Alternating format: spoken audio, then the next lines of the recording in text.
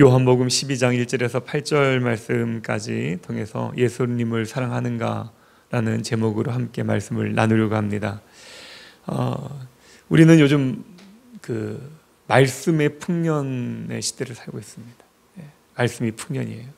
그래서 우리가 듣고 싶으면 어디든 언제든지 그 인터넷을 통해서 유튜브를 통해서 말씀을 듣습니다. 그렇기 때문에 너무 많은 말씀들을 듣고 있어요. 근데 이 성경은 한 권이잖아요. 한 권의 성경을 100사람이 풀어도 1000사람이 풀어도 말씀은 내용은 대동소이할 겁니다. 그냥 어떻게 전하느냐가 중요한데 그 어떻게 전하느냐를 통해서 들리기도 하고 안 들리기도 하지만은 내용은 동일할 거예요. 그래서 오늘도 우리가 너무나도 잘 알고 있는 마르다의 이야기, 마리아의 이야기가 나옵니다. 이 이야기를 우리가 오늘 같이 나누면서 우리가 생각해야 될 게 있어요. 뭐냐면은 뭐 다 아는 얘기, 너무 이미 다 들었던 얘기고 뭐 1년에 한 번 이상은 듣는 설교 있잖아요. 내용이잖아요. 겹쳐서 듣기도 하고 이러는데 뭐 40년은 신앙생활 하셨던 분은 40번을 듣는 거예요. 20년은 신앙생활 하면 20번을 듣는 얘기란 말이죠. 뭐 별다른 게 뭐가 있겠습니까? 근데 중요한 건 뭐냐면은 이 말씀들을 들으면서 어떻게 나에게 말씀을 적용시키는가, 이게 중요한 거예요. 그래서 오늘 말씀을 들을 때에도 우리가 먼저 이 세 가지의 것들을 좀 생각하며 들었으면 좋겠습니다. 오늘 본문에서 얘기하려는 게 뭐냐면요, 예수님을 사랑하는가예요. 예수님을 사랑하는가. 마리아와 마르다와 나사로가, 또 여기 나오는 또 시몬이라는 사람이, 본문에는 안 나오지만 배경에 나오는 시몬이라는 사람이 나오거든요. 이 사람들이 예수님을 어떻게 사랑했는가를 모습을 보면서 우리는 내 자신들에게, 우리들에게 물으셔야 됩니다. 뭐라고 묻냐면은 오늘 제목처럼 내가 예수님을 사랑하는가 물어보셔야 돼요. 그들이 예수님을 사랑했던 모습들을 통해서 나도 그렇게 사랑하고 있는가. 그리고 내가 만약 예수님을 사랑한다면 그 사랑을 나는 어떻게 표현하고 있는가. 사랑은 표현이 돼야 되잖아요. 사랑하는데 표현되지 않으면 안 되지 않습니까? 다 알아줄 거라고 생각하지 않습니까? 그것 때문에 많이들 트러블이 생기잖아요. 근데 사랑은 나타나야 되는 것이죠. 그래서 내가 예수님을 사랑한다면 그 사랑을 어떻게 표현하고 있는가를 보셔야 돼요. 나는. 다른 사람들 보지 말고 나는 어떻게 사랑을 표현하고 있는가. 그리고 나의 이 사랑의 표현은 어떤 방식으로 표현되고 있다는 것, 표현하고 있다고 생각이 들면은 그 표현, 사랑의 표현은 과연 헌신적인가, 이기적인가. 이것들을 우리에게 스스로에게 질문하시면서 오늘 말씀을 다시 한번 들어보시면 성령님께서 하나님의 음성을 우리에게 들려주실 줄로 믿습니다. 오늘 본문에 보면은 세 사람들이 나와요. 오늘 본문에 보면 누구누구가 나오죠? 마리아와 마르다와 나사로가 나옵니다. 이 사람들이 베다니에서 예수님과 함께 잔치를 벌이고 있어요. 그런데 오늘 본문에는 마치 이 이야기를, 본문을 보면서 마르다의 이 나사로의 집에서 잔치를, 나사로의 부활을 축하하면서 무슨 잔치를 벌이는 것 같이 느껴지지만은 우리가 마태복음 26장으로 넘어가서 보면은 같은 사건을 기록하고 있는데 여기에 보면은 뭐라고 이렇게 되어 있냐면은 나병 환자 시몬의 집에서 잔치를 하고 있었다, 이렇게 얘기를 해요. 나병 환자 시몬의 집에서 잔치를 하고 있었다. 이 얘기는 뭐냐면은 이 시몬이라는 사람이 과거에 나병이 걸렸었던 거예요. 그리고 그 나병에서 고침을 받고 그 감사함을 표현하기 위해서 예수님을 모시고 제자들을 모시고 잔치를 하고 있는 겁니다. 나병 걸린 사람이 누구를 초청하겠어요? 나병 걸린 사람은 다른 사람들과 접촉도 할 수 없고 마을의 사람들과 같이 머무를 수가 없기 때문에 나병 상태로 지금 잔치를 한다고는 볼 수가 없는 거예요. 그러니까 나병 환자 시몬이라는 것은 무엇이냐면은 과거에 나병 걸렸던 그 시몬이 고침을 받은 다음에 잔치를 벌이고 있는 것이죠. 그래서 마르다와 마리아가 와서 지금 같이 잔치를 하고 있는 것입니다. 그런데 지금 그들은 베다니에서 지금 잔치를 벌이고 있는데 이 잔치의 모습을 보면서 우리는 정말 신난다. 정말 축하할 일이지. 뭐 이렇게 나병이 나왔으니 축하할 일이고 나사로가 살아났으니 축하할 일이지. 이렇게 생각할 수 있지만은 이 사람들의 이 잔치는 아주 큰 결단이 있는 잔치였습니다. 왜냐하면은 우리가 성경을 알다시피 요한복음 우리가 지금 이렇게 한 장씩 보고 있는데 우리가 12장까지 오기 전에 9장에서 무슨 일이 있었습니까? 어떤 일이 있었죠? 예수를 구주라 시인한 자들에게는 어떻게 된다 그랬습니까? 유대교에서 출교를 당하는 것이 지금 유대의 그 이스라엘의 분위기였었어요. 그러니까 결국에는 예수님을 구주로 인정하는 사람들은 요즘 세상말로 왕따, 외톨이 이렇게 시키는 그런 아주 쌀벌한 분위기였었습니다.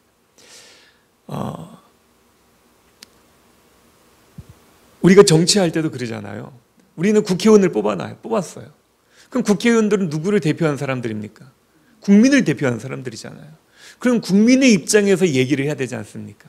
근데 국민의 입장에서 얘기하는 정치인들, 국회의원들 보셨습니까?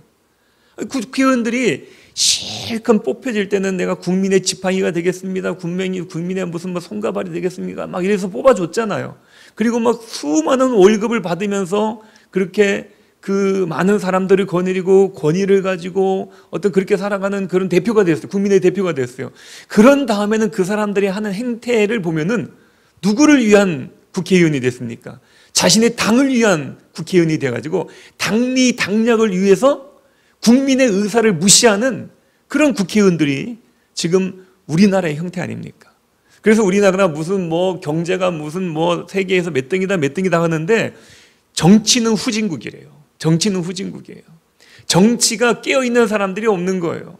그냥 당리 당략 자기의 편리와 자기의 그 미래를 위해서 심지어 뭐 사실인지는 어쩐지 모르겠지만 뉴스 기사만 통해서 봤을 때 그런 얘기도 있지 않습니까?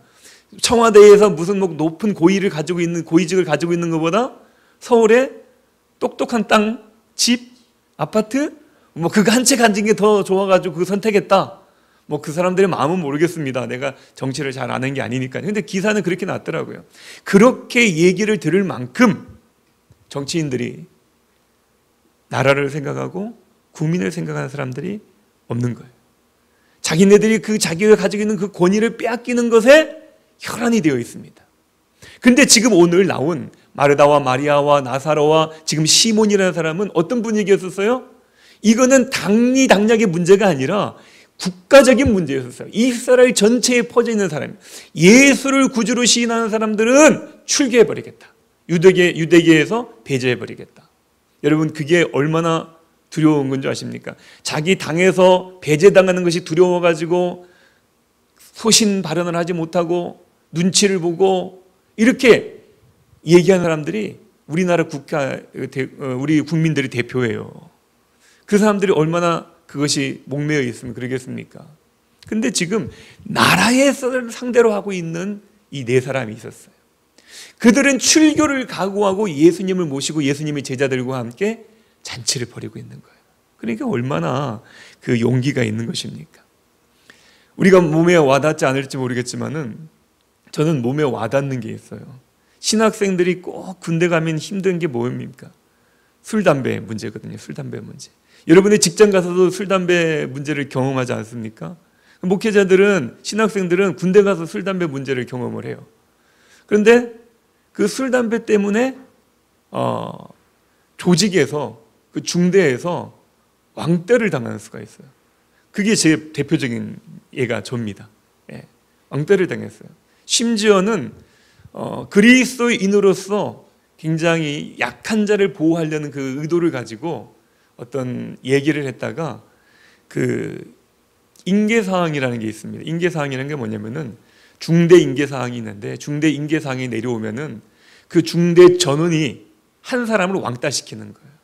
그러니까 계급이 낮은 애들이 이병 애들이 일병에게 상병이지만 중대 인계사항이 내려오면은 일병, 이병들이 상병을 무시합니다. 그래가지고 말도 막 하고 말도 안 듣고 괴롭혀요. 이게 중대 인계 상황이 내려왔었습니다. 왜냐하면 제가 변명을 하자면 변명이 아니라 여러분들 오해할까봐 아이고 우리 목사님이 사회생활 제대로 못해가지고 그랬나 보다 이런 수도 있겠는데 제가 한 친구가 들어왔어요. 한 친구가 들어왔는데 너무 약한 거예요. 서울 친구였었습니다. 서울 친구였었습니다. 근데 너무 약해가지고 날마다 그 선임들한테 불려다니면서, 그거 알잖아요. 요즘은 뭐 그것이 큰 범죄처럼 되지만은 제 당시에는 그런 게 그렇지 않았거든요. 성희롱이라는 거 당합니다. 그리고 막 걔는 막 힘들어하고.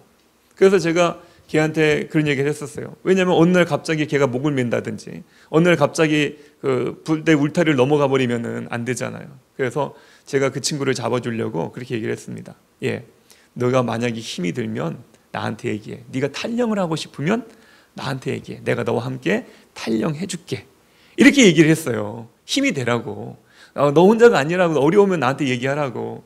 그랬더니 그 얘기를 그 고참들이 불러가지고 걔를 이렇게 막 이쁘장하게 생긴 아이였기 때문에 막 이랬거든요. 그러니까 그 친구가 가가지고 뭐라 그랬냐면은 저를 고발을 한 거예요. 김용우 해병님이 같이 탈영하자고 그랬다고. 이렇게 얘기가 된 거예요. 그래가지고 쫄병한테 탈영을 하자는 얘기를 했다. 이게 가지고 이제 중대 인계 상황이 내려와가지고 어느 날 딱 자고 일어났는데 모든 사람이 저를 그림자 취급을 하는 거예요. 중대에서.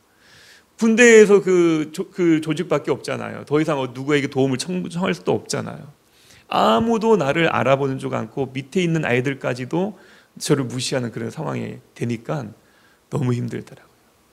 근데 할렐루야, 제가 이겨냈습니다. 이겨냈어요. 중대를 상대로 싸워서 이겼습니다. 나중에는 좀 죄송한 얘기지만은 그렇게 저의 호의를 이렇게 오도시켰던 그 친구를 붙잡아서 아주 두들겨 패주고, 두들겨 패주고, 그리고 제 밑에 애들한테 눈에 힘을 줘서 겁을 줘가지고 세상 말로 야, 할 수 있으면 다이다이 붙자, 1대1로 붙자. 그래서 그렇게 하고 좀 하고, 내가 언젠간 이거 풀릴 땐 너는 각오해라. 이제 이렇게 협박도 좀 하고 뭐 이렇게 해가지고 군 생활에 잘 나중에 한 일주일인가 지난 다음에 풀려서 제가 잘 이렇게 신앙생활 할 수 있게 되었었습니다. 근데 어쨌든 그 일주일이라는 시간 동안은 별의별 생각이 다 나더라고요. 탈영해야 되나? 아니면 뭐 이렇게 죽어야 되나? 뭐 이런 생각까지. 근데 죽고 싶은 생각은 추호도 없었어요. 그냥 어떻게 해서 이제 살아나가야 되겠다는 생각밖에 없었습니다. 부대에서. 근데 어쨌든 그거는 정말 죽음을 의미하는 것이었는데 이 사람들은 그렇게 예수님을 함께 그런 잔치를 벌였다는 것이죠. 결국에는 어떤 일이 생기냐면은 이 일로 인해서 나사로는 유대인들의 표적이 됩니다. 그래서 10절에 보면은 이제 나사로까지 죽이려는 그런 얘기가 나오죠. 10절에 보면 이렇게 기록되어 있습니다. 대제사장들이 나사로까지 죽이려고 모의하니. 왜냐하면은 나사로가 살아나가지고 이분이 진짜 하나님의 아들이다. 어떻게 내가 죽었는데 나를 살렸느냐. 이러고 막 간증을 하고 돌아다니니까 얘가 있으면은 안 되겠다 싶은 거죠. 그래서 죽이려고 했던 것입니다. 그런데 우리가 여기서 한 가지 짚고 넘어가야 할 게 있습니다. 뭐냐면은 예수님은 그들과 함께, 제자들과 함께 잔치에 참여를 하셨어요. 예수님은 그들의 용기를 인정하셨습니다. 그들의 용기를 가상하게 생각했어요. 왜냐하면요, 예수님은 그런 사람들을 찾고 있었습니다. 그런 사람들을 찾고 있습니다. 누구냐면요, 예수님을 위해서라면은 자기의 목숨이라도 걸고 헌신하는 그런 용기 있는 사람들. 자기가 불리하면은 자기에게 불리하면은 배신하고, 자기에게 유리하면은 붙고, 이런 사람들이 아니라 변함없이 예수님을 나의 구주로 고백하며 자신의 모든 것들을 걸고 헌신하는 용기 있는 사람들. 이 사람들을 예수님이 제자라고 부르시는 거예요. 예수님의 제자. 그래서 예수님께서 뭐라고 그랬냐면요,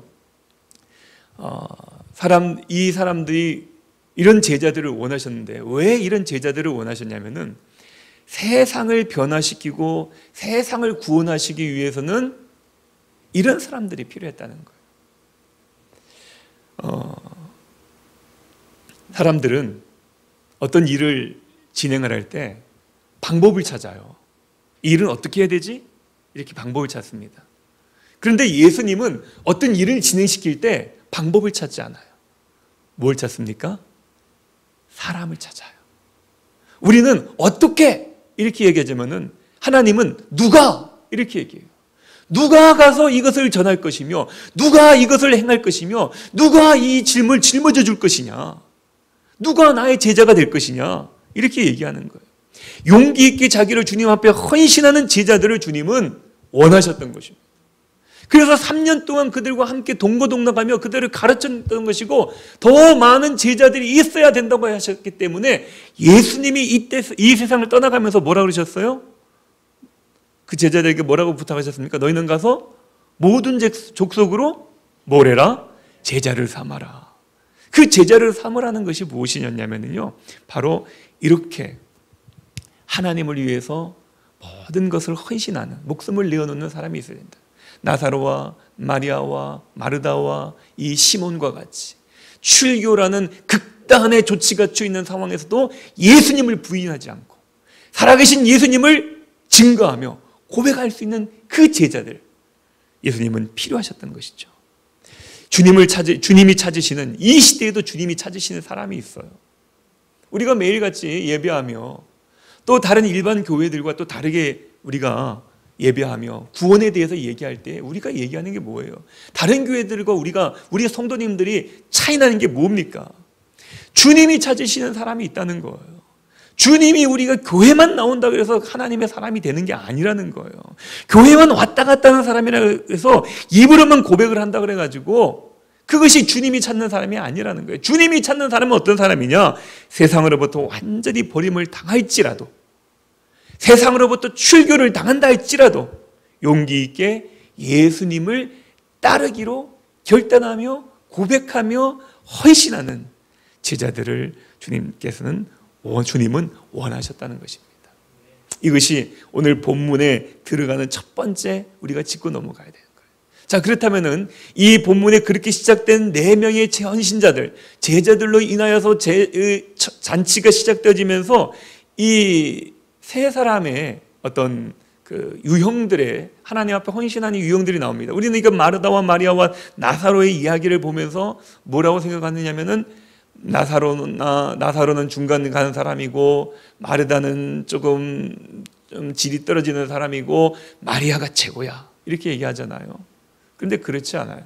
우리는 누가 최고의 헌신자냐 이렇게 얘기하기보다는요, 이 한 사람 한 사람들이 각자 자신의 그 성향대로 하나님 앞에 최선을 다했다는 거예요. 왜요? 그 자리에 나와 있다는 것만 하더라도 그들은 벌써 헌신자인 거거든요. 그리고 그 자리에서 그들은 어떤 헌신들을 했느냐 보면은 마르다 같은 경우는요, 어떤 일을 했습니까? 오늘 본문에도 보니까 마르다는 2절에 보니까 2절 한번 같이 한번 읽어볼까요? 같이 읽습니다. 시작.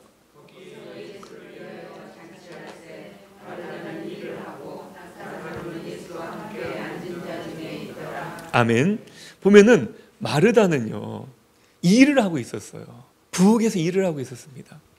그래서 우리는 뭐 예전에는 설교할 때 그런 설교들을 많이 들으셨을 거예요. 마르다는 일만 하고 하나님 말씀을 듣지 않아서 마치 하나님이 기뻐하지 않는 헌신자처럼 말씀 많이 들었잖아요. 그런데 여러분, 이 잔치예요. 잔치인데 일하는 사람이 없으면 잔치가 됩니까? 안 되잖아요. 잔치할 때는 음식이 있어야 되는 거예요. 잔치할 때는 무언가 뒤에서 헌신하는 사람들이 있어야 됩니다. 교회 행사를 치러봤지만은 다 성도님들이 이 자리에 의자에 앉아 있으면은 그게 행사가 됩니까? 밖에서는 주차 안내도 해야 되고 또 안에서는 뭐 먹을 것도 준비해야 되고 뭐 안에서도 또 뭐 여러 이제 각자의 달란트에 따라서 섬기는 사람들도 있어야 되고 각자가 있는 자리에서 헌신하는 사람들이 있을 때에 행사가 되는 것처럼 오늘 여기도 보니까 마르다는요, 하나님께 그 인정받지 못한 사람이 아니라 그는 그대로 최선을 다한 헌신을 하고 있었던 거예요. 이런 사람들이 있어야 됩니다. 무대에 올라가는 주연은 한 사람이에요. 그죠? 주인공은 한 사람입니다. 그러나 우리는 다 그 주인공만 바라보잖아요. 근데 사실 그 주인공을 그 무대에 세우기 위해서 얼마나 많은 스텝들이 있는지 우리 아십니까? 여러분들 TV 보시나요? 안 보시죠? 우리 시온선교회 성도님은 말씀과 기도에 전무하시기 때문에 TV를 안 보시는 줄 압니다. 근데 이제 제가 여러분들에게 설명하기 위해서 가끔 TV를 볼 때가 있어요. 일부러 찾아보는 건 아니고 식당 가서 볼 때나 뭐 이렇게 짬짬이 어디 갔을 때 틀어져 있는 것을 봅니다. 그런데 보면은 그 버라이티 쇼 같은 거 있죠. 그러니까 하여튼 한 사람이 나와가지고 이렇게 막 그렇게 뭐 게임도 하고 막 이런 거 하잖아요. 근데 그런데 보면은요, 한 사람이 움직이는데 그 사람을 따라다니는 카메라맨이 몇 명이 있는 거예요. 한 사람이 뛰어가면은 그 몇 명이 막 카메라 들고 쫓아가고 막 이런저런 일들을 하는, 옆에서 서브하는 사람들이 있는 거예요. 한 사람을 찍기 위해서, 한 사람을 그 무대에 세우기 위해서는 많은 사람들의 일손이 필요한 것입니다. 사실 그 누가 주인공이에요? 그 무대에서, 연극에서는 그 한 사람이 주인공일지 모르겠지만 사실 그 연극을 세운 사람들은 누구냐면은 스태프들과 그 모든 출연진이 함께 만들어낸 거예요. 한 사람만 가지고 할 수 없는 거잖아요. 하나님 나라도 마찬가지입니다. 하나님 나라도요, 각자가 맡아 있는 달란트를 가져야 돼요. 이 마르다 같은 경우는요, 일을 하는데 겁을 내지 않아요. 그래서 남이 보든 안 보든 뒤에 있으면 안 보이잖아요. 앞에 있어야 보이잖아요. 그래서 앞에만 서려고 하는 사람들이 있습니다. 근데 사실 앞에만 서려고 하는 사람들은 더 큰 문제인 거예요. 그죠? 뒤에서 보든 안 보든 자기 일에 최선을 다하고 이리 뛰며 저리 뛰며 그렇게 일을 하면서도 기쁜 거예요. 그렇게 헌신하면서도 막 즐거운 거예요. 사람들이 자기를 보지 않더라도 내가 이 뒤에서 이 잔치를 위해서 이렇게 열심히 일을 하고 있다. 이것이 그의 기쁨이 되는 것이죠. 이렇게 헌신한 형이 우리는 마르다 형이다. 이렇게 얘기를 합니다. 자신의 몸이 지쳐 쓰러질 때까지 봉사하는 사람들, 헌신자예요. 또 나사로가 나오죠. 그럼 나사로는 여기 보니까 아무것도 안 했어요. 그냥 나사로는 뭐 했다고요? 예수와 함께 앉아 있었다 그래요. 근데 나사로는 그럼 뭐냐? 그냥 마르다가 마리아에 그냥 끼어가지고 그냥 옵션이냐? 이렇게 얘기할 수 있지만은 사실 이 나사로도 뭡니까? 헌신자예요. 왜요? 결국에는 10절에서 보니까 어떻게 됐습니까? 이 일로 인하여서 나사로는 대제사장들의 타겟이 된 거예요. 그도 죽이려고 했다는 것입니다. 죽음을 내놓는, 자기의 목숨을 내놓는 그 자리에 앉아 있었던 거예요. 만약 헌신자가 아니었다면 도망갔겠죠. 아유, 저 바빠서 못 가겠는데 우리 안 갔겠죠. 근데 앉아 있었어요. 근데 그는 앉아 있는 것만으로도 사람들에게 영향력을 끼치는 거예요. 왜요? 다 봤잖아요. 죽은 거 다 봤잖아요. 근데 멀쩡히 살아가지고 말 한마디 안 하더라도 눈만 껌뻑껌뻑 그러고 앉아있어도 와, 살았네. 막 이렇게 되는 거예요. 야, 진짜 살았네. 예수님이 살리셨네. 그냥 살아있는 증거가 되는 것이죠. 이거는 이런 사람들의 또 달란트입니다. 그래서 우리가 보면은 왜 저 사람은 나처럼 이렇게 일을 안 해라고 얘기할 수도 있어요. 근데 어떤 사람들 같은 경우는 어때요? 과거에 자기가 정말 하나님을 안 믿었던 사람, 정말 폐인처럼 살았던 사람, 그런 사람들이 변화돼서 예배당에 탁 앉아있는 그런 모습, 그 모습만 보더라도 그 사람은 하나님의 헌신자인 거예요. 보면은 와, 저렇게 변화됐네. 예수님 만나는데 저렇게 변화됐네. 이렇게 얘기하더라고요. 여기에도 몇 분 계시죠? 할렐루야. 네, 다 아실 거예요, 각자가. 예. 뭐 저도 다른 모르지만 조금씩은 압니다. 그래서 내가 다른 일을 안 하더라도 내가 이 자리에 앉아 있는 것. 그래서 다른 사람들이 친구들을 만났어요. 옛날에는 뭐 그렇게 논팽이처럼 이렇게 살았는데 친구들을 만났는데, 야, 나 예수 믿고 술 끊었어. 나 예수 믿고 담배 안 펴. 막 이렇게 하면은 벌써 그게 전도운 증거죠. 그죠? 하나님의 살아계심을 하는. 야, 어떻게 술을 끊냐? 어떻게 담배를 끊냐? 막 제일 처음에는 막 야지를 주겠죠. 막 놀리겠죠. 야, 네가 무슨 술을 끊어? 막 이러면서 그러겠죠. 근데 그의 살아있는 모습을 통해서 하나님을 살아있음을 증거하는 헌신자인 것입니다. 예수님의 헌신자, 하나님 예수님을 위한 헌신자들의 모습은 꼭 동일할 필요는 없는 거예요. 근데 그 중에서 단연히 두각을 나타내는 사람이 있습니다. 마리아라는 사람이에요. 자, 우리는 이 세 가지 스타일의 헌신을 놓고 어느 것이 더 좋으냐, 덜 좋으냐 이런 판단해서는 안 됩니다. 각자가 우리가 가지고 있는 그 모습대로 하는 거예요. 그죠? 근데 요즘 교회들에 보면은 어떤 분들이 많냐면은 사람들이 알아주는 자리에 서고 싶어 하는 분들이 참 많이 계십니다. 사람들이 자기의 이름을 알아주기를 원하고 자기의 그 헌신을 알아주기를 원하고 자기의 이 노력들을 알아주기를 원하는 분들이 참 많더라고요. 근데 이거는 참된 헌신자가 아닌 거예요. 마르다가 알아달라고 그랬습니까? 뭐 나중에 우리가 성경에 보면은 마리아를 좀 같이 일하게 해주십시오 이런 얘기를 했긴 했지만은 마르다는요 그래도 자기 맡은 역할을 충실히 해낸 사람입니다. 나사로도 마찬가지고요. 그러면은 어떤 형태의 스타일이든 간에 주님께 드려지는 헌신은 다 아름다운 헌신이라고 여러분들이 인정하시면 되는 거예요. 그래서 만약에 여러분들이 교회를 헌신할 때에도 나사로와 마르다와 마리아를 생각하시면서 우리가 교회를 섬겨 나가실 때 이 각자의 형태대로 섬기시면 될 거예요. 다 마리아가 되실 필요 없어요. 다 마르다가 되실 필요 없습니다. 다 나사로일 필요도 없어요. 각자의 주어진 자신의 형태대로 하나님 주셨던 달란트대로 교회를 섬기며 하나님께 헌신한다면은 여러분들의 그 삶 자체는 아름다운 헌신이 되어질 것입니다. 자, 그런데 오늘 다 우리가 알아보려고 하는 건 무엇이냐면요, 그거예요. 제가 앞에 세 가지 얘기했잖아요. 뭐라 했습니까? 나는 예수님을 사랑하는가? 나는 두 번째는 뭐예요? 나는 예수님을 사랑한다면은 어떻게 표현하고 있는가? 세 번째요, 내 그 표현은 헌신적인 것인가? 이기적인 것인가? 이거 잊지 마셔요. 이거를 끝까지 우리가 말씀 끝날 때까지 계속 생각하시면서 이 설교 말씀을 여러분들 이미 다 아시는 내용들이지만 다시 한번 여러분들의 삶 가운데 적용하시기를 부탁을 드리겠습니다. 자, 그 마리아는요 당연히 독보적으로 마리아는 두각을 나타냅니다. 근데 그가 뛰어나기 때문이 아니라 오늘 본문 말씀에 보면은, 성경에 보면은 예수님께서 마리아에게 대해서 예수님이 언급을 하시기 때문에, 해석을 해주시기 때문에 이 마리아는 특별히 부각이 되어지고 있습니다. 예수님의 평가가 있었어요. 어떤 평가가 있었냐면요, 오늘 여기에는 예수님께서 직접 하신 말씀은 안 나오지만 마태복음 26장에 보면은 뭐라고 그랬냐면요, 이 마리아가 무슨 일을 했냐면은 오늘 여기 본문에도 한번 볼까요? 3절 말씀 한번 같이 보겠습니다. 같이 읽습니다. 시작.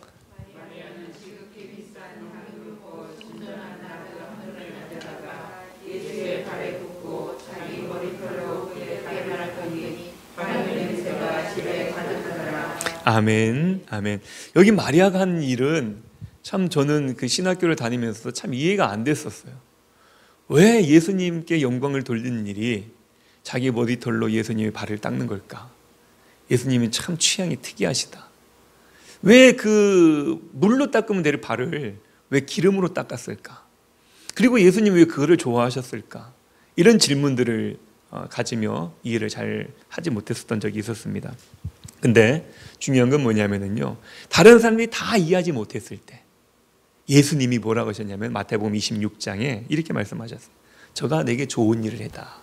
나중에 찾아보세요. 마태복음 26장에 나오니까 저가 내게 좋은 일을 했다 이렇게 얘기를 하시거든요. 그 얘기는 결국 무엇이냐면은 마리아가 나에게 나에게 기쁨과 만족을 주는 일을 했다 이렇게 얘기를 하시는 겁니다. 마리아가 한 일에 대해서 두둔하시는 거예요. 사람들이 다 마리아를 향해서 야, 너 그게 무슨 짓이냐 이렇게 얘기를 할 때에 예수님은 아니야, 마리아는 나를 위해서, 내가 이 마리아의 행동을 통해서 나는 굉장히 기뻐 이렇게 얘기를 했습니다. 오늘 여기 나와 있는 말씀 본문에 보니까 그 발에 부은 게 뭐냐면요, 향유예요. 향유라는 게 뭔지 아십니까? 굉장히 비싼 기름이라는 것만 알고 계시잖아요. 이게 어디에 쓰인 줄 아세요? 여성분들의 몸치장을 위해서 쓰였다고 합니다. 그러니까 그 중동에서 땀이 많이 나고 이렇게 양떼 가운데 있고 이러다 보니까 몸에서 짐승 냄새가 날 수 있고 땀 냄새도 날 수 있는데, 이 향유라는 것은 향기가 아름다운 기름인 거예요. 요즘 같이 얘기하면은 그 헤어 로션 같은 거 뭐 이런 걸 수 있죠. 근데 그것이 얼마만큼 비싼 거냐면 300데나리온 된다는 겁니다. 우리나라 돈으로 따져봤을 때 한 1,000만에서 1,200만 원 정도 되는 금액의 그런 기름을 예수님의 발에 부은 거예요. 그러니 그 당시에 그 향유가 거기에 예수님의 발에 부어졌으니 그 잔치 자리는 어떻게 됐겠습니까? 향기로 가득했겠죠. 향기로 가득했습니다. 여러분 요즘 그 집에 향기 나는 제품들을 많이 갖다 놓잖아요. 아로마 같은 거, 이런 거 갖다 놓는 이유가 뭐예요? 그 냄새를 맡고 향기를 맡으면 마음이 안정되기도 하고 기분이 좋아지기도 하고 심지어는 피로 회복도 된다 그러고 건강에도 좋다고 그러잖아요. 그래서 향기는 굉장히 두렵고 염려가 많고 근심스럽고 고통스러운 그 분위기를 진짜 잔치 같은 분위기를 만들 수 있는 기름이라는 것이죠. 자, 제가 왜 이 말씀을 드렸는가 하면은요, 예수님은 지금 이 잔치를 참석하시면서 어땠을까요? 오늘 우리가 성경을 읽었습니다마는 12장 1절에 보니까 지금 어떤 상황이에요? 6월절 엿새 전에, 우리가 그 절기상으로 보면은요, 이제 예수님의 고난주간이 시작되는 시기입니다. 예수님은 곧 일주일 후에는요, 6월절 어린 양으로서 죽음을 당하시는 일이에요. 예수님도 알고 계셨습니다. 예수님이 제자들과 그들의 사랑하는 세 제자들과 함께 산에 가서 기도하면서 두려움과 땀방울이 핏방울로 변할 만큼 간절히 기도하면서 제자들에게 부탁한 게 뭐예요? 나와 함께 기도해달라는 거 아니겠습니까? 왜 그랬을까요? 죽음이 두려웠었어요. 예수님도 인간의 몸을 입고 있었으니까. 자기 혼자서 이 짊어지려니까 제자들에게 아무리 얘기해도 아무도 들어주지를 않아요. 믿지를 않아요. 깨닫지를 못하는 거예요. 나중에 예수님이 잡혀 죽고 부활하신 다음에야 주님이 하셨던 말씀들을 깨닫는 제자들이었기 때문에 예수님은 철저하게 외로우셨어요. 그래서 그 수제자들을 3명을 데리고 가셔가지고 뭐라고 했냐면, 잠시라도 함께 같이 기도해달라. 너희들이 기도해준다면 내가 힘이 날 것 같아. 너희들이 나를 위해서 기도해준다면 내가 조금 이 두려움에서 벗어날 것 같아. 이런 마음이었지만은 결국 그 제자들도 예수님의 그 마음을 이해하지 못하고 자신의 몸에 피곤해 그냥 다 쓰러져 잘 뿐이었었어요. 근데 지금 예수님의 그 두렵고 지금 굉장히 혼란스럽고 불안과 고통을 겪고 있는 그 예수님을 위해서 향기 나는 기름을 그의 발에 뿌려주며 예수님의 마음을 기쁘게 했다는 것입니다. 예수님의 그 고민을 마리아는 알 수 있다는 것이죠. 그리고 예수님은 뭐라 그랬냐면 또 마리아의 형태를 자신의 그 장례를 준비하는 것이다. 이렇게 또 해석하셨어요. 그 무슨 말입니까? 자기의 죽음을 아무도 지금 그 하나님 예수님의 그 마음을 아직도 아무도 모르는 거예요. 예수님이 죽는다고 그렇게 얘기하셨음에도 불구하고 이해하지 못한 거예요. 그런데 마리아만이 예수님이 가시는 그 길을 알고 있었다는 것이죠. 믿었다는 것이죠. 그렇기 때문에 이 마리아가 할 수 있는 최고의 행동이었던 거예요. 예수님을 너무나도 사랑하는 겁니다. 예수님이 제자였고 예수님처럼 살기를 원했고 예수님을 나를 따르라는 그 말씀처럼 예수님을 따르기를 원했지만은 이제 예수님이 가시는 그 죽음의 길을 같이 동행하지 못하기 때문에, 예수님의 그 고통의 마음을 자기가 어떻게 해드리지 못하기 때문에 위로해드리고 격려해드리고 그 장례를 준비하는 마음으로 향유를 드렸던 마리아의 그 모습을 보고 예수님은 기뻐했다는 것이. 자, 그렇다면은 마리아는 어떻게 이 예수님의 그 마음을 알 수 있었을까? 왜요? 예수님이 이미 제자들에게도 숱하게 얘기를 했었거든요. 이미 예수님은 많은 사람들에게 그 죽음을 예고를 하셨었잖아요. 그런데 아무도 깨닫지 못하는 그 말씀을 마리아는 어떻게 깨달았을까? 성경에는 자세하게 나와 있지는 않지만은 우리는 조그만한 어떤 힌트를 얻을 수가 있는데, 그 힌트는 무엇이냐면요, 마르다는 재밌는 게 뭐냐면 예수님이 오실 때마다 항상 부엌에 있는 여자였지만 마리아는 항상 어디에 있는 사람이었습니까? 예수님의 발 앞에 앉아 있는 여자였습니다. 유대 나라에서 발 앞에 앉아 있는다는 이 말의 의미는 무엇이냐면요, 배우는 자세를 의미하는 거예요. 배우는 자세. 예수님의 말씀, 예수님의 발 앞에 앉아 있다는 것은 그냥 멍 때리고 예수님의 발 앞에 그냥 자리를 차지하고 있는 그것이 아니라, 발 앞에 앉아 있다는 얘기는 뭐냐면은 배우기 원해서 간절한 마음을 표현하는 것이 바로 발 앞에 앉아 있는 거예요. 예수님의 발 앞에 앉아 있는 여자로서 나왔던 마리아, 이는 늘 예수님에게서 말씀을 배우려고 그랬었어요. 배우려는 마음을 가지고 예수님의 말씀을 따르려고 하다 보니까 그는 예수님의 그 입에서 나오는 그 생명의 말씀을 듣고 믿었기 때문에 그 예수님의 말씀이 어려운 거 아니었잖아요. 내가 죽는다고 분명히 다 직접적으로 말씀하셨잖아요. 그 얘기를 듣고 이 마리아는 예수님의 마음을 알 수 있었다는 것입니다. 그래서 우리 교회에도 하나님께서는, 예수님께서는 이 땅을 떠나시면서 이 교회를 세우신 목적이 뭐냐면요, 성도님들을 가르치라고, 우리 그리스도인들을 가르치라고, 그리스도인들에게 하나님의 바른 말씀을 가르쳐서 주님의 뜻을 알라고 세워놓은 거예요. 그런데 참 문제가 많죠. 교회가 교회 역할을 제대로 못하죠. 바른 말도 못하고 그냥 성도들의 눈치를 보면서 성도들이 그냥 어떻게 하나님의 제자로 양육하는 제자의 양성소가 되는 것이 아니라 그냥 사람들의 기분을 맞춰주는 그런 무언가 그런 그 사교 집단같이 되어버리는 교회 형태. 그래서 대한민국에 또는 이 전 세계에 코로나가 유행하면서 교회가 어떤 불이익을 당하고 예배가 위협받는 때에도 아무도 얘기하지 못하는 그런 힘없는 교회가 되어버리지 않습니까? 대한민국의 3분의 1이 기독교인이 뭐합니까?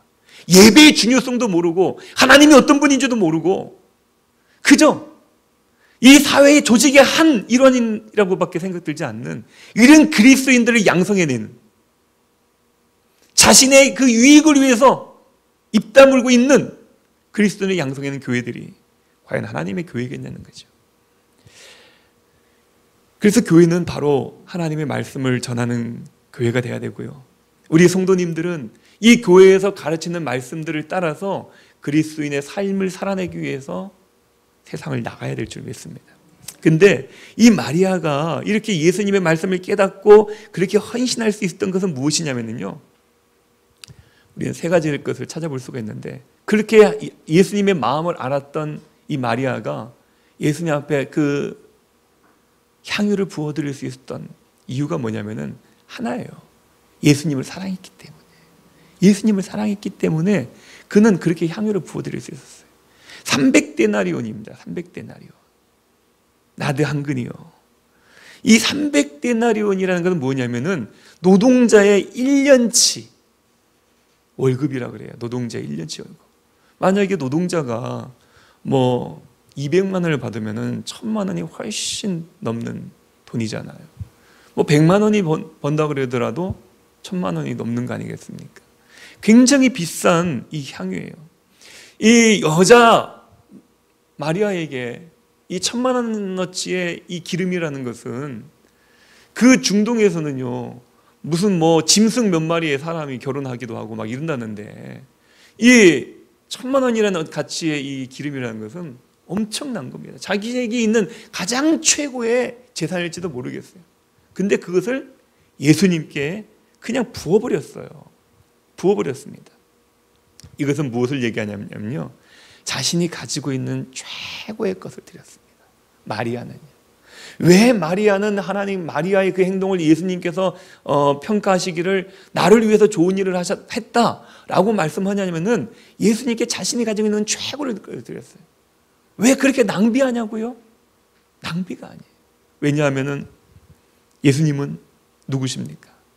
하나님이시잖아요. 하나님은 우리를 위해서 뭘 하셨습니까? 예수님은 우리를 위해서 뭐 하셨습니까? 우리를 사랑하셨어요. 사랑하셨기 때문에 하늘나라에 있는 모든 영광을 다 버리고 이 땅에 태어나가지고 33년이라는 시간을 사람들과 같이 몸을 부대끼면서 고통과 수치와 그런 창피를 당하며 그렇게 십자가의 길을 걸어야 됐습니다. 신이요, 신이 사람의 몸을 입고 와가지고 죽음을 두려워하는 연약한 존재가 되어버렸어요. 세상 말로 가오가 쓰지 않지 않습니까? 가오가 안 서요. 위신이 안 서는 겁니다.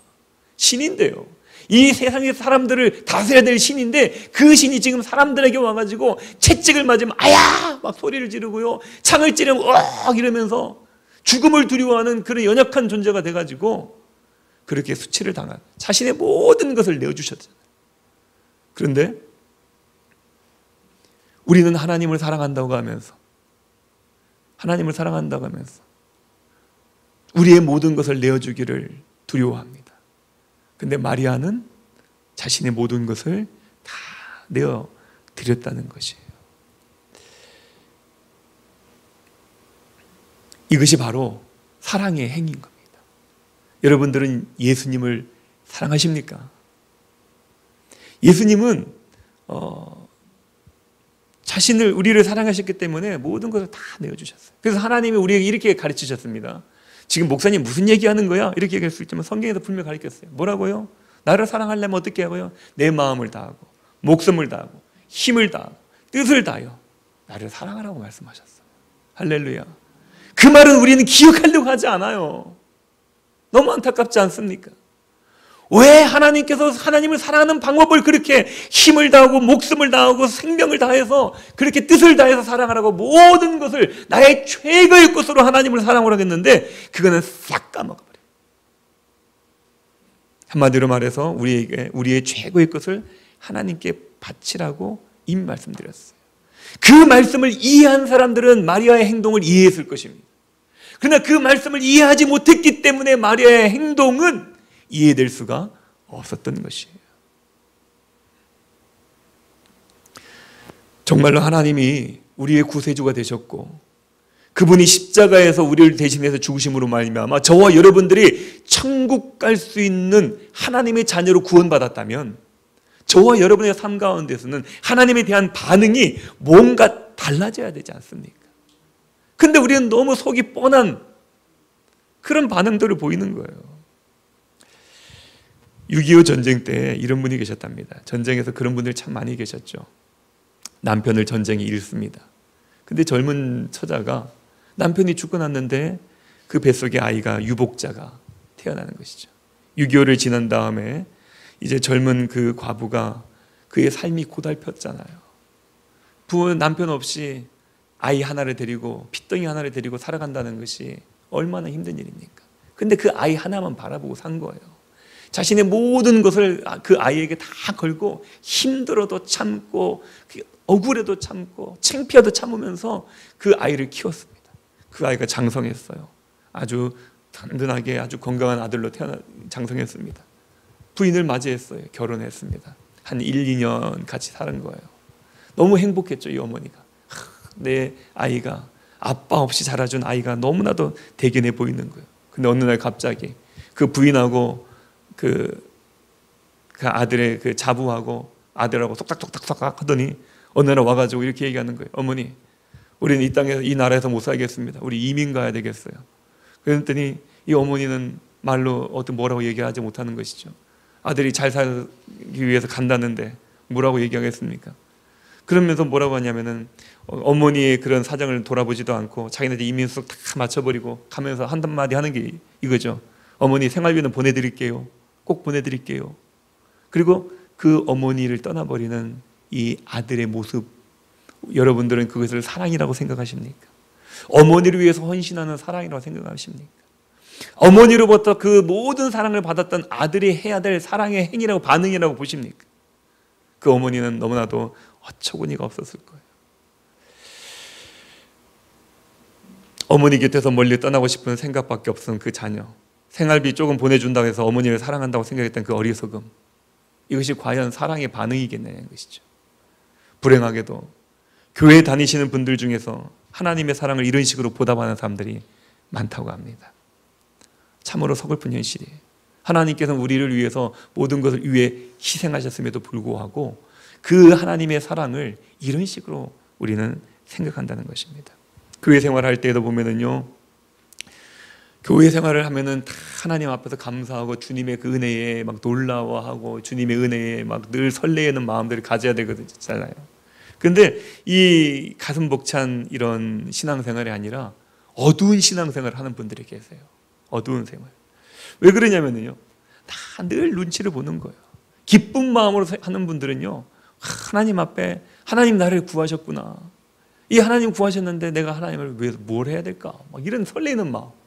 이런 설레는 마음을 가지면서 막 설레는 마음을 감사해서 나오는 거거든요. 그런 마음을 가지고 막 신앙생활 하는 분들은 기뻐요. 행복해요. 근데 어떤 분들은 교회에서 사람들을 비교하는 거예요. 사람들을 비교하고 교회에서 또 뭐 헌금 내라 그러는 거 아닌가, 교회에서 또 와서 일하라고 그러는 거 아닌가, 또 교회에서 자꾸 내 어떤 사생활을 자꾸 이렇게 막 간섭하려고 그러는 거 아닌가, 이런 두려운 생각 때문에 날마다 자기 것을 지키려고, 세상에서도 자기 걸 지키려고 막 발버둥 치는데 교회 안에서 와가지고도 하나님 앞에 헌신한 것에 대해서 두려워하면서 자기 것을 지키려는 그리스도인들이 많다는 것입니다. 우리 스스로 한번 물어보십시오. 나는 주님을 사랑하고 있는가? 근데 그 사랑은, 그 표현은 무엇인가? 그 표현이 정말 하나님 보실 때 헌신적인 것인가 아니면 이기적인 것인가 한번 생각해 보셔야 될 줄 믿습니다. 오늘 그렇게 마리아가 예수님의 발 앞에 향유를 깨뜨려 드렸을 때 그 옆에서 했던 얘기가 있어요. 뭐라 그러냐면 제자 중 4절에 보니까 예수를 잡아줄 가룟 유다가 말하되 이 향유를 어찌하여 300데나리온에 팔아 가난한 자들에게 주지 아니하였느냐, 이렇게 얘기합니다. 굉장히 박애주의자 같은 얘기를 하는 거죠. 맞아요, 그죠? 그 시대 나라를 잃은 그 이스라엘 민족에게 배고파하는 민족들이 얼마나 많이 있었겠어요. 근데 예수님은 뭐라고 하셨어요? 그래, 그 가룟 유다의 말이 맞아, 이렇게 얘기하지 않으셨어요. 아니야, 너의 우선순위는 틀렸어, 이렇게 얘기하는 것입니다. 그리고 그렇게 얘기했던 이 가룟 유다가 예수님을 얼마에 판 줄 아세요? 예, 은 30에 팔았잖아요. 은 30을 데나리온으로 환산하면요 120데나리온이에요. 마리아는 지금 예수님께 300데나리온의 그 향유를 부어드렸어요. 그런데 그 300데나리온 드린 그 마리아를 욕하면서 자기는 예수님의 가치를 120데나리온으로 책정을 한 겁니다. 그러면서 그는 누구를 책망할 수 있겠어요? 그리고 그것보다도 더 우리가 기억해야 될 것은 무엇이냐면요, 예수님께서 이 마리아의 이 선택에 대해서 예수님께서는 그 마리아의 선택이 옳다고 얘기한 것이죠. 왜냐하면은 예수님의 사랑한다고 하면서도요 무슨 우선순위를 찾고 주님 앞에서 사랑에 두지를 않아요. 근데 그건 진정한 사랑이 아니에요. 인간적인 사랑에서도요, 여러분 배운 지 오래된 얘기지만 낙랑공주라고 알지 않습니까? 자명고를 찢은 그 공주요, 왜 찢었습니까? 사랑 때문이에요. 사랑하게 되면 사랑하는 사람이 가장 최우선이 돼야 됩니다. 인간적인 사랑에서도요. 마찬가지로 예수님을 사랑한다고 하면서도 예수님이 최우선이 아닌 거예요. 우리가 꼭 기억해야 될 게 있습니다. 예수님을 향한 사랑은요, 예수님을 향한 사랑은 구제보다 앞서는 게 아니에요. 구제보다 앞서는 게 아닙니다. 카톨릭이 이 사회 한국에서 많이 지지를 받는 이유가 구제를 많이 하고 사회의 복지 이런 거에 신경을 많이 쓰고 그런다고요. 근데 성경은 그렇게 얘기하지 않습니다. 마태복음에 보니까 이렇게 얘기했어요. 22장에 보면 여러분 성경에 보니까 뭐라고 했냐면요, 대계명을 말씀하시는데 이렇게 말씀하십니다. 내 마음을 다하고 목숨을 다하고 뜻을 다하여 주 너희 하나님을 사랑하라 하셨으니 이것이 크고 첫째 되는 계명이다. 둘째는 이와 같으니 내 이웃을 내 몸과 같이 사랑하라. 하나님께서는 분명히 우선순위를 뭐라고 말씀하셨냐면은 하나님이 먼저다, 이렇게 말씀하셨어요. 근데 지금 많은 사람들이 뭐라고 하냐면은 사람이 먼저다고 얘기하잖아요. 사람이 먼저다는 거예요. 하나님보다도 사람이 먼저다고 얘기하는 것입니다.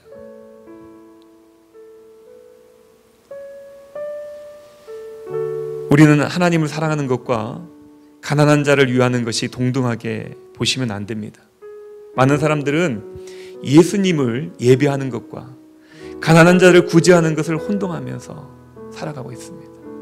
그러나 예배는 하나님을 찬양해 드리는 거예요. 어떤 것과도 바꿀 수 없는 가장 존귀한 게 예배가 되어야 되는데도 불구하고 이 예배가 사람들에 의해서 타협되어지고 사람들에 의해서 양보되어지는 그런 성경적이지 못한 일들이 지금 우리 삶 가운데서 일어나고 있으며 그것을 두둔하고 있는 그리스도인들이 많아지고 있는 이 시대, 사단은 자신의 시대를 만났다고 그렇게 날뛰고 있는 것입니다.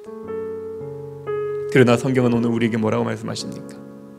성경은 우리들에게 말씀하시기를 그 마르다와 마리아와 나사로와 시몬의 모습을 보이면서 어떻게 그 사랑을 표현하고 있는가를 우리에게 가르쳐주고 있는 거예요. 해링턴이라는 분이 계십니다. 이분이 이런 얘기를 했어요. 마귀가 가장 요긴하게 사용하는 사람은 활동적인 죄인이 아니라 죄를 짓고서 막 여기저기 날뛰면서 막 그 죄를 퍼뜨리는 사람을 마귀가 가장 요긴하게 사용하는 것이 아니라 비활동적인, 다시 말하면은 헌신하지 않는 그리스도인들을 가장 마귀들이 요긴하게 사용한다, 이렇게 얘기돼요. 그리스도인이라는 이름을 가지고 있음에도 불구하고 예수님을 적극적으로 사랑하지 못하고, 사랑한다고 말은 하지만 삶으로 헌신하지 못하는 이런 사람들을 사단은 이용한다는 겁니다.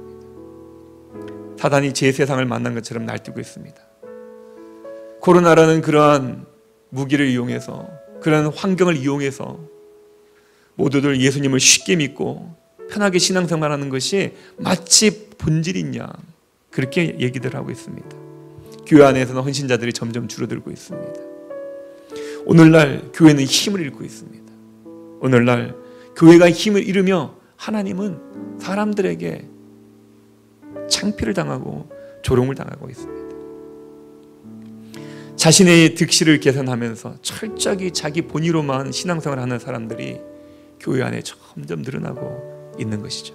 그러나 주님은 오늘도 이 저녁에 우리를 향해서 저 부족한 이 종의, 돌 같은 이 종의 입술을 통해서 우리 시온성교에서만큼이라도 참된 제자가 나타나기를, 참된 제자가 세워지기를 원하시고 또 원하시는 줄 믿습니다. 오늘 저와 여러분의 마음속에 돌아가시면서 한번 질문해 보십시다. 나는 예수님을 사랑하고 있는가? 그리고 내가 예수님을 사랑한다면 나의 사랑의 표현은 무엇인가? 그리고 그 사랑의 표현은 헌신적인 것인가? 이기적인 것인가?